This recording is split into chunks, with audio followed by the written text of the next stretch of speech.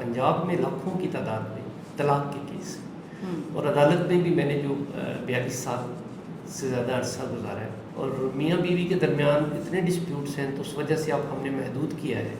तो आपके पास ये जो कपल्स आते हैं, क्या ये सिर्फ वही अप्रोच कर सकते हैं जिनका मामला तलाक तक पहुंच चुका है? नहीं जी, हमने तो उन लोगों को ज़्यादा दावत दी हुई है कि जिनको ये ख़तरा है कि खुदा न खास्ता उनका मामला अदालत में जा सकता है या तलाक तक जा सकता है। कोई भी कपल किसी भी दिन उनके दरमियान कोई ज़्यादा तलखी हो जाए तो बड़े मज़े से हमारे पास आ सकते हैं। अस्सलाम वालेकुम, मैं हूँ इस वक्त कासिम अली शाह फाउंडेशन में और यहाँ आज मैं एक ऐसी शख्सियत से आपको मिलवाने वाली हूँ जिनके बारे में मेरा ये यकीन है कि अगर ऐसी हस्तियाँ माशरे में ना हों तो माशरा चल ही नहीं सकता। तो हमारे साथ आज तशरीफ़ रखते हैं रिटायर्ड चीफ जस्टिस जनाब अनवारुल हक साहब। अस्सलाम वालेकुम। बहुत शुक्रिया आपका, आप तशरीफ़ लाई हैं। जज़ाकल्लाह।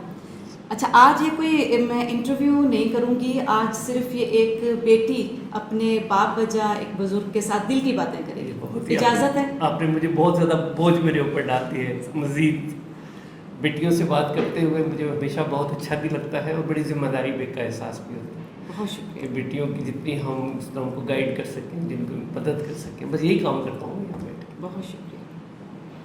आपका ज़िंदगी का सफ़र झेलम से शुरू होता है? जी, मेरा सफ़र जेलम से शुरू होता है। मैं पैदा हुई थी और वहीं से फिर वकालत, उसके पास बाद फिर जस्टिस, फिर चीफ जस्टिस, फिर रिटायरमेंट। और रिटायरमेंट के लिए तो हमने यही देखा है कि रिटायर होने के बाद एक ही बात है कि सिर्फ आराम करो और ऐश करो। तो आपने इस वक्त में इतनी मेहनत फिर से शुरू कर दी? नहीं जी, मेरा ख्याल है कि कोई भी रिटायरमेंट जो है, जिसको हम रिटायरमेंट कहते हैं, एक तो रिटायरमेंट होती है कि आप अपनी खुदा न खास्ता किसी जिस्मानी कमज़ोरी की वजह से काम कर नहीं सकते, कर नहीं पाते। एक तो वो रिटायरमेंट करना पड़ती है आपको, काम की नोयत बदलना पड़ती है। लेकिन ये जिसको उर्फ़ आम में हम रिटायरमेंट कहते हैं और जिसको हम पेंशन पे आना कहते हैं कि एक आदमी अब पेंशनर हो गया है, तो इसके लिए पाकिस्तान में जो अमूमी उम्र है वो 60 साल है, लेकिन हमारे जजेस के लिए ये 62 साल है। तो 62 साल में हर जज हाई कोर्ट में रिटायर हो जाता है। तो उसके बाद उसको एक माकूल रिजनेबल पेंशन मिलती है जिसमें उसको बहुत एहतमाम किया हुआ है गवर्नमेंट ने कि उस आराम सुकून से अपनी ज़िंदगी गुजार सके। तो अब ये जो बार बार मैं रिपीट करता हूँ इस बात को अपने पेंशनर दोस्तों के लिए और लोगों के लिए कि हमें जो पेंशन है इसके बारे में इस बात को कभी नहीं भूलना चाहिए कि पेंशन भी दरअसल एक सैलरी है, ये मनोसलवा नहीं है।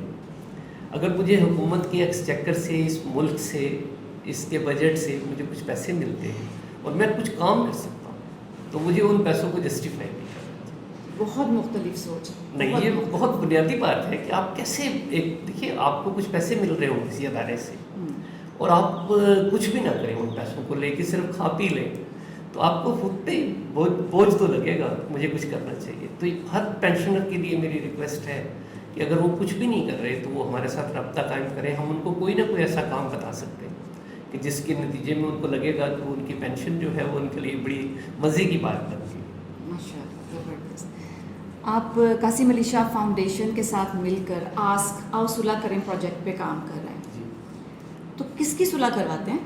जी, मैं बैठा तो इस नीयत से था कि जो लोग लड़ते झगड़ते हैं सबकी सुलह कराऊंगा, लेकिन बेतहाशा मुकदमात हैं इस वक्त पंजाब में लाखों की तादाद में तलाक के केस हैं और अदालत में भी मैंने जो 42 साल से ज़्यादा अरसा गुजारा है, वहाँ मैंने देखा है कि बहुत ज़्यादा केसेस तलाक के हैं और मियाँ बीवी के दरमियान इतने डिस्प्यूट्स हैं तो उस वजह से अब हमने महदूद किया है कि इतना हमारे ऊपर प्रेशर है इन केसेस का कि अभी हम सिर्फ मियाँ बीवी के जो मामला हैं उनके बारे में बात करें। तो आपके पास ये जो कपल्स आते हैं, क्या ये सिर्फ वही अप्रोच कर सकते हैं जिनका मामला तलाक तक पहुंच चुका है? नहीं जी, हमने तो उन लोगों को ज़्यादा दावत दी हुई है कि जिनको ये ख़तरा है कि खुदा न खास्ता उनका मामला अदालत में जा सकता है या तलाक तक जा सकता है। कोई भी कपल किसी भी दिन उनके दरमियान कोई ज़्यादा तलखी हो जाए तो बड़े मज़े से हमारे पास आ सकते हैं, हम उनके साथ बैठ के गप लगा सकते हैं, उनको बता सकता हूँ मैं, क्योंकि मेरा एक तज्ज़िया है इतने बेशुमार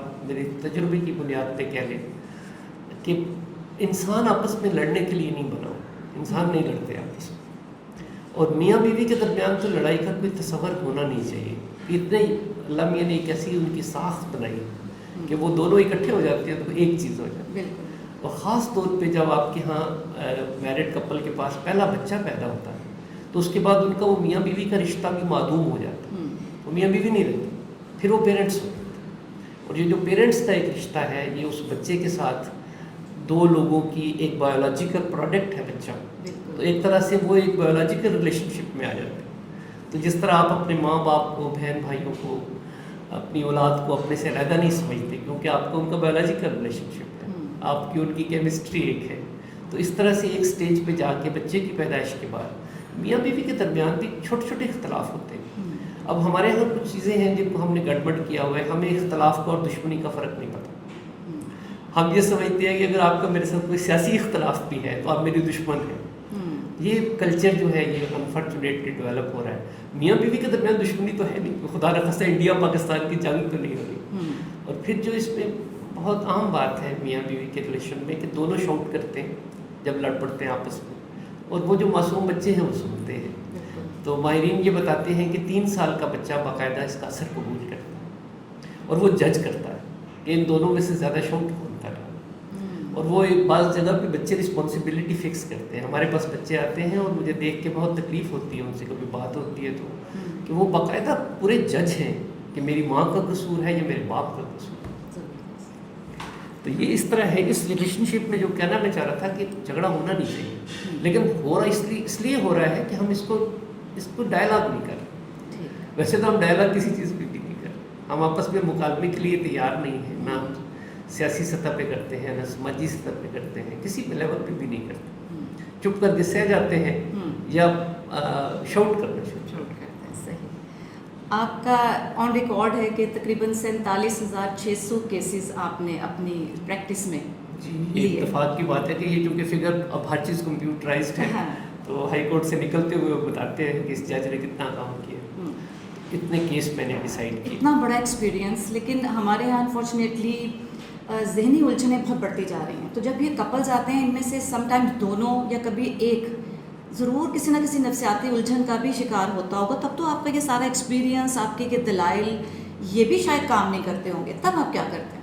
جی, میں آپ کا چونکہ چینل اس طرح کا ہے اور آپ نے اتنے محبت سے مجھ سے ساری بات پوچھی ہے تو میں آپ کو ایک آسان لفظوں میں یہ بتاؤں گا کہ ان فیکٹ میں یہ محسوس کرتا ہوں کہ میں کپلز کے بریک سسٹم کو ٹھیک کرنے کے لیے بیٹھا ہوں. ہم لوگ آپس میں بات کرتے ہوئے جب الجھ جاتے ہیں تو ہم بریک نہیں لگاتے. کئی خواتین آتی ہیں مجھے کہتی ہیں میرا ہسبینڈ شاؤٹ کرتا ہے تو محلے والے بھی سنتے ہیں, میرے ارد گرد کے لوگ سنتے ہیں, تو بچے تو سنتے ہی ہیں. تو میں پوچھتا ہوں کہ آپ کو شرمندگی نہیں ہوتی جب آپ کے بچے سنتے ہیں, آپ اتنے عزت والے لوگ ہیں, محلے کے لوگ سنتے ہیں. تو دونوں مجھے یک زبان کہتے ہیں کہ ہمیں شرمندگی ہوتی. اب آپ یہ المیہ دیکھیں کتنی بڑی ٹریجڈی ہے کہ 2 لوگ آپس میں شاؤٹ کر رہے ہیں, گالی گلوچ ہو رہی ہے, تان و تشنیع ہو رہی ہے, اور دونوں بعد میں شرمندہ ہو رہے ہیں. اس سے بڑی ٹریجڈی کیا ہوگی انسان کی زندگی میں کہ آپ ایک کام کرنا نہیں چاہتے تو آپ سے ہو رہا ہے. تو اس کا مطلب یہ ہے کہ جہاں آپ کو بریک لگانا چاہیے آپ بریک نہیں لگا رہے. تو آپ لگانا چاہ رہے ہیں نہیں لگا رہے تو اس کا مطلب ہے آپ کا بریک فیلیور ہے. دونوں کے رویے میں جو بریک لگانے کی سٹیج ہے, آپ پوری انسانی زندگی کو دیکھیں, آپ اپنی پوری لائف کو دیکھیں, تو جہاں جہاں آپ کو ضرورت پڑی آپ نے بریک لگائی, آپ کسی ڈیزاسٹر سے بچ گئے. جہاں آپ بریک نہیں لگائیں گے وہاں پہ ڈیزاسٹر ہو. صحیح. آپ کے پاس بہت قیمتی گاڑی ہو, سامنے آپ کی اولاد کھڑی ہو, اس کی بریک نہ ہو گاڑی, سوچے ایک کپل جو ہے وہ اس گاڑی کو اگر ڈرائیو کر رہا ہے, سامنے بچے کھڑے ہیں, اس کو پتہ ہے اس کا بریک خراب ہے, تو اس کو پہلے بریک ٹھیک کرانا چاہیے. تو ہم یہاں بیٹھ کے کوشش کرتے ہیں بتانے کی کہ آپ اپنے بریک کس طرح لگائیے, کہاں پہ بریک لگانا چاہیے, کہاں ایک دوسرے کو ٹالریٹ کرنا چاہیے. ٹالرنس سکھانے کے لیے بیٹھے تھے. تو جب بریک ٹھیک ہوتی ہے تو یہ آپ کا جو سوال ہے, کچھ لوگوں کا بریک ہے اس کو میں خود ٹھیک کر سکتا ہوں یہاں پہ بیٹھ کے بات چیت سے, گپ شپ سے اور ہمدردی سے. ہمدردی بھی ایک بہت بڑا مرہم ہے. بالکل. تو کچھ میرا ایکسپیرینس جو ہے اس کا لوگ احترام کر لیتے ہیں, بعض اوقات کے چلے ان کی بات سن لیتے ہیں, شاید کچھ کام کی بات اس وجہ سے مل جائے, تو وہ بریک خود ٹھیک کر لیتے ہیں. لیکن جہاں پہ بریک مجھ سے ٹھیک نہیں ہوتی, اس کا مطلب یہ ہوتا ہے کہ اس بریک کے اندر کوئی ایسا پرابلم ہے جس کو کسی بہت بڑے ماہر کی ضرورت ہے. اور وہ ماہر کون ہے؟ وہ ماہر ہے ہمارے سائیکیٹرسٹ, وہ ہمارے سائیکالوجسٹ. ہم نے ابھی تک اپنی چھوٹی چھوٹی بیماریوں کو، فلو تک کے لیے ہم ڈاکٹر کے پاس جاتے ہیں. بچے کو بخار ہو جائے اٹھا کے بھاگتے ہیں ڈاکٹر کے پاس. لیکن ہم کسی کی ذہنی بیماری کو ریکگنائز نہیں کرتے.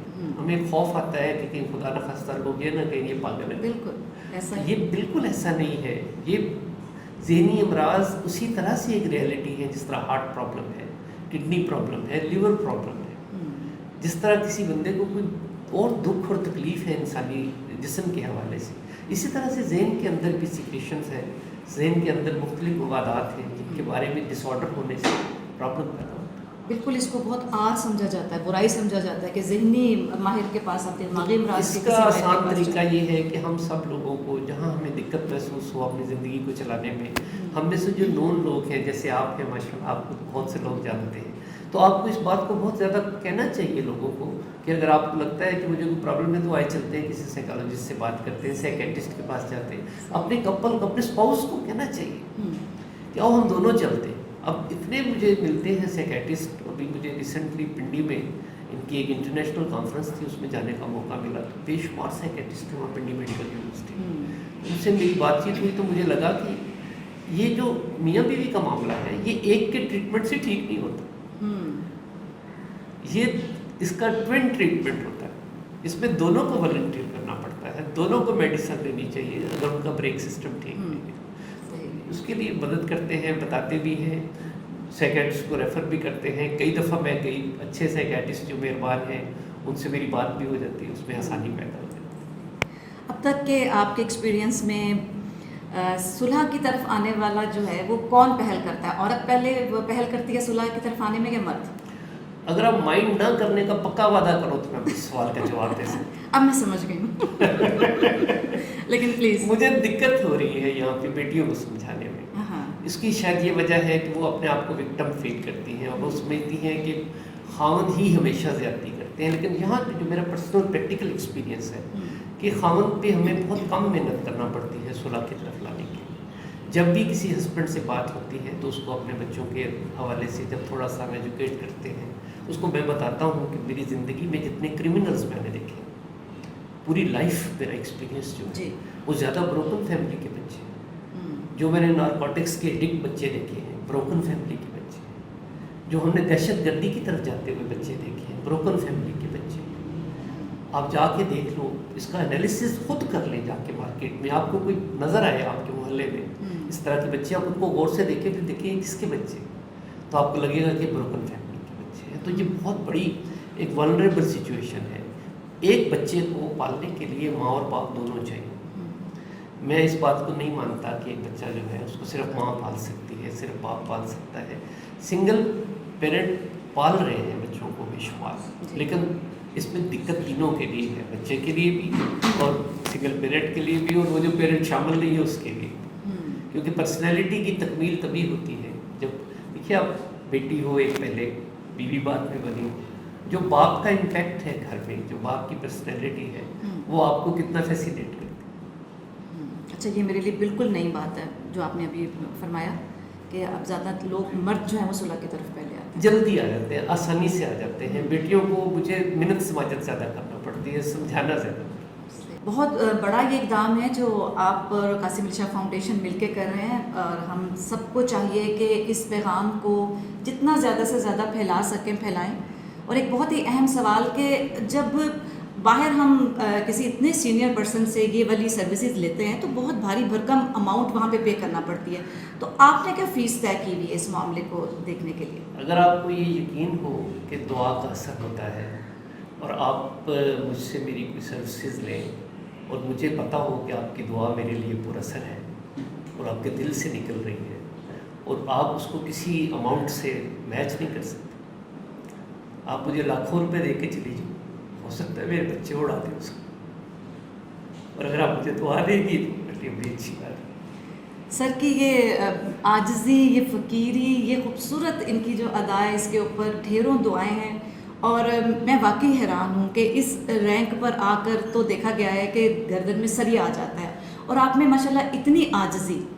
ایک اس کی کوئی مین وہ ٹپ بتا دیں کہ ہم بھی اس عادت کو اپنانے کی کوشش کریں. بندہ ہے ہی عاجز. جب آپ کو اپنی زندگی کی کسی چیز پہ دسترس نہیں ہے، جب آپ کو اپنے ایک سانس پہ بھروسہ نہیں ہے، تو اگر آپ اس فیلنگ میں رہ رہے ہیں پتہ نہیں مجھے تھوڑی دیر کے بعد میں ہوں کہ نہیں، تو اس کو اچھے کام کے لیے سرو کرنا چاہیے. گریٹ. تو یہ سارا کریڈٹ جو ہے جو آپ یہاں تشریف لائی ہیں اور میں یہ کام کر رہا ہوں، مجھے ہر جگہ یہ کہنا پڑتا ہے کہ اس کا سارا کریڈٹ قاسم علی شاہ صاحب کو جاتا ہے. انہوں نے ساری سروسز ہمارے لیے فری پرووائڈ کی ہوئی ہیں. یہ پوری فاؤنڈیشن جو ہے بہت بڑی وہ بات. انہوں نے اس کام کے لیے وقف کی. بہت بڑی بات. 2 دن میں یہاں آ جاتا ہوں، یہاں قبضہ ہو جاتا ہے، لوگ آ جاتے ہیں سارے، اور فاؤنڈیشن کے باقی بہت سے کام متاثر بھی ہوتے ہیں، لیکن ان کی محبت ہے کہ یہ سلسلہ چل رہا ہے. اللہ تعالیٰ بہت خیر و برکت عطا فرمائے. آخر میں ہمارے ان سب کپلز کو جو میرڈ ہیں اور جو ہونے والے ہیں، کوئی ایک ایسی نصیحت کہ آپ کو کم سے کم تکلیف دی جائے. ان کو جب کبھی دقت ہو مجھے فون کر لیں، لڑ پڑیں تو میرے پاس آ جائیں. آپ کو نظر آئیں ایسے لڑتے ہوئے لوگ، ان کو ریفر کریں. آپ اپنے گھر کا فریج تک ٹھیک نہیں کر سکتے، آپ اپنی گھڑی ٹھیک نہیں کر سکتے، آپ کا یہ مائک خراب ہو جائے اس کو ٹھیک نہیں کر سکتے. تو یہ کیوں فرض کیا ہوا ہے کہ ہیومن ریلیشن شپ کے سارے علم آپ کو آتا ہے، سارے گر آپ کو آتے ہیں. اس کے لیے دوسروں کی مدد لینی چاہیے، پازیٹیو لوگوں کے پاس جانا. آپ کا بہت بہت شکریہ. شکریہ آپ کا. اللہ تعالیٰ جزائے خیر عطا فرمائے، خیر و برکت ہو. بہت شکریہ. بہت شکریہ.